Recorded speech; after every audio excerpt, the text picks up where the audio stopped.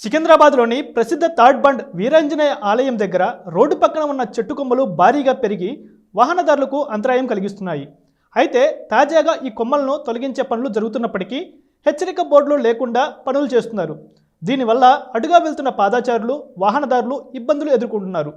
సరైన సూచనలు, హెచ్చరికల బోర్డులు లేకుండా ఈ విధంగా నడి రోడ్డుపై పనులు చేపట్టడం వలన వేగంగా వచ్చే వాహనదారులు ప్రమాదంలో పడే అవకాశం ఉంది. అందువల్ల ఇలాంటి పనులు జరిగేటప్పుడు తగిన హెచ్చరికలు, సూచనలు, బోర్డులు తప్పనిసరిగా ఉండాలని స్థానికులు ఆందోళన వ్యక్తం చేస్తున్నారు. ఇక ప్రతి ఒక్కరూ రోడ్డు మీద సురక్షితంగా ఉండేందుకు సరైన ముందు హెచ్చరికలతో పనులు చేపట్టాలని స్థానికులు కోరుతున్నారు. అయితే చెట్టు కొమ్మల తొలగింపు వలన తాత్కాలికంగా సౌకర్య సమస్యలు ఉన్నప్పటికీ రోడ్డు సురక్షతకు ముందు చర్యలు తీసుకోవడం చాలా ముఖ్యం. Please keep watch and subscribe US1 TV.